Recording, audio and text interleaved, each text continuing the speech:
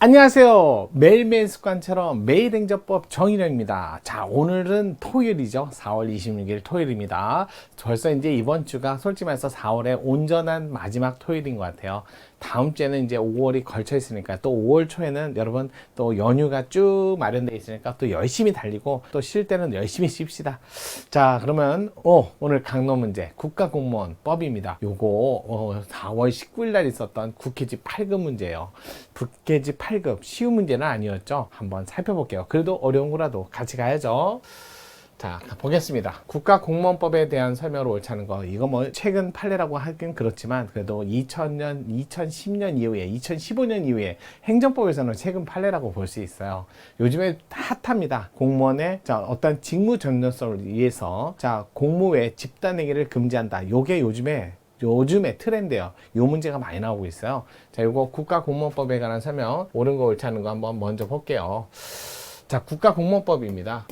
자, 일단은 국가공무원법에 적용을 받는 공무원, 근로상권을 갖고 있지 않습니다. 여기에는 공무원의 어떤 신분상 지위라든지 권한, 의무 이런 것들을 잘 넣어놨어요. 55조부터 공무원의 의무라든지 55조부터 65조까지 쭉 해갖고 공무원의 의무라든지 그 다음에 이런 의무를 이행하지 않았을 때 징계 이런 것들 여기에 규정을 두었죠. 그 앞에는 뭐 진급도 있고 분류도 있고 쫙 있어요. 국가공무원법 규정이 공무원이 채용되고 나서 그다음에 진급도 하고 그다음에 그런 채용 과정에 직제 분류 뭐 이런 것들 앞에 쫙 있는데 제일 중요한 건 공무원의 의무, 맨 처음에 선서 의무부터 시작해서 뭐 나중에는 뭐 직무를 떠났을 때 그러면서 품위 유지 또는 비밀 유지 별게 다 있죠. 종교 중립도 있고 많아요. 정치력 중립 굉장히 많죠.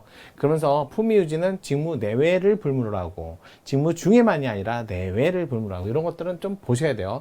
품위 유지 또 이거 품행위 단정 이거 명확성은 지금도 바라지 않습니다. 또 보통 징계 절차 이거 징계권자에게 하고 징계위원회 꼭 열어야죠. 요거 특히 13조 1, 2항에서 징계 절차에서는 당사자의 의견 진술 절차를 반드시 거쳐야죠. 이건 필이죠, 필. 이거 안 거치고 만약에 하면 요 13조에 무효다라는 규정도 있어요.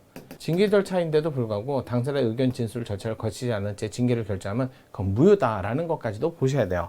물론 과거에 징계에 관한 절차를 우선 징계를 받기 위해서는 요거는 권자인 행정청에게 일단은 감독청이 그래서 여기는 밑에 요 감독을 받는 당의 공무원 징계 사유를 벌이는 공무원 감독청이 요게 권한자에게 징계 요구를 합니다. 여기서 징계 부과금도 함께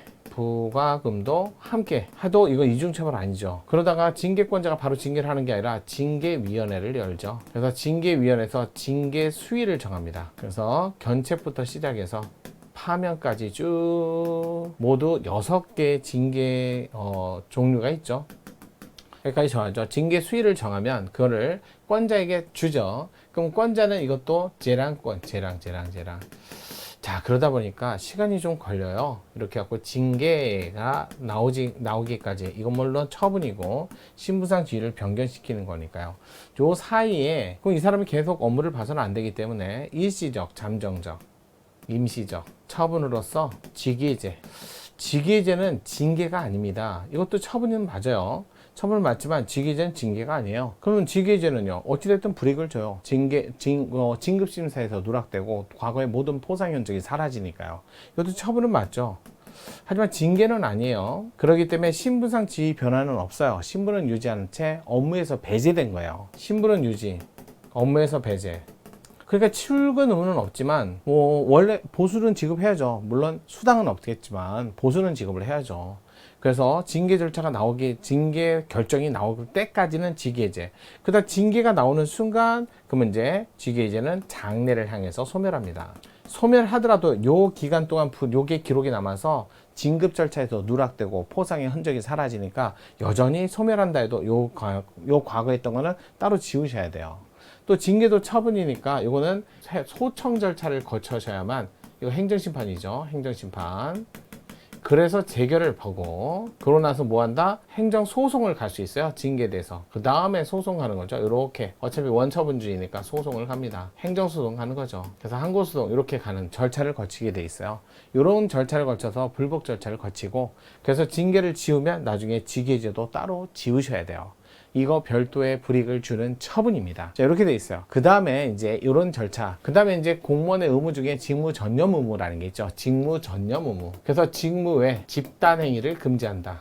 요게 요즘에 많이 나오고 있어요. 금지. 요 의미, 요 집단행위 금지가요. 뭐 다수인이 모여서 이것도 집단행위 금지, 이것도 집단행위고요. 또 다수가 현장에 모이진 않았지만 연명하는 거, 연명서 작성, 태업 이런 것들이 바로 집단행위에 들어갈 수 있어요. 반드시 집단행위는 다수인이 모일 때만을 의미하는 게 아니라 다수인이 현장에 모이는 것도 집단행위지만 연면서 작성을 해갖고 지지하거나 자 같이 생각을 같이 하는 거 있죠. 연판장 돌리는 거 이것도 집단행위예요. 연판장 돌리는 것도 집단행위예요. 그래서 이거 연명서 작성에 서명을 하는 것도 뭐다? 이것도 집단행위니까 반드시 현장성을 요구하는 건 아니에요. 집단행위라는 개념은 물론 집단행위는 의사가 있어야죠. 공무회의를 위법하게 하겠다는 의사는 있어야죠. 당연히. 자, 그런 것들이 요즘에 문제가 많이 나와서요. 한번 보도록 할게요. 직위제 볼게요. 옳지 않은 것을 고르세요 라고 합니다. 기본적으로 이렇게 보시면 돼요.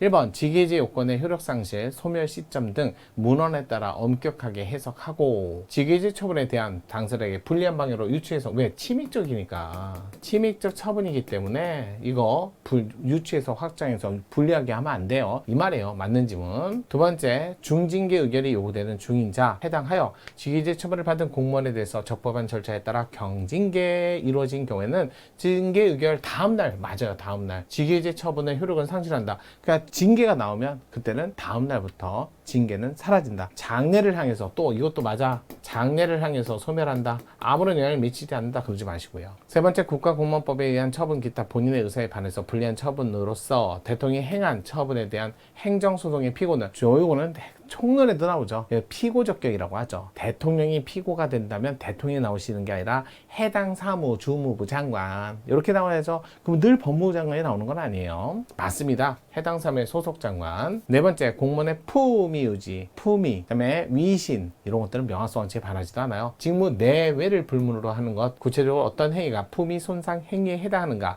수범자의 평균적 공무원을 기준으로 항상 그러죠. 평균적 공무원을 기준으로 당의 사무를 담당하는 일반적 공무원을 기준으로 하는 거죠. 상황과 건전한 사회 통념에 따라 판단해야 된다. 아주 정상적인 지문. 다섯 번째, 공무원의 어느 행위가 공무원법상 공무 외 일을 위한 집단행위 해당하려면 그 행위가 공익에 반하는 어떤 목적을 주관적 사유는 있어야 되고요. 그 다음에 집단성이라는 표지를 갖춰야 하며 여기까지 좋아요. 그 행위가 반드시 같은 시간대 같은 장소에서 행해져야 한다라고 단정하면 안 되죠. 아까 같은 장소에 없지만 난 지지한다. 연명서에 서명하는 거. 이것도 집단행위에 들어갑니다. 이 판례의 포인트는 거기였어요. 그래서 요게 5번이 정답이었어요. 연면서 작성하는 것도 집단행위다. 꼭 기억하세요. 이거 좋은 판례인 것 같아요. 앞으로도 계속 나오지 않을까라고 생각됩니다. 공무원법상 집단행위, 공무의 집단행위를 하지 마세요. 직무 전념을 인정하기 위해서 만든 이 법 규정의 해석이 요즘에 따끈따끈합니다. 또 선거철 됐잖아요. 자, 그러면 내일도 저랑 같이 가시는 거죠? 내일 뵙겠습니다.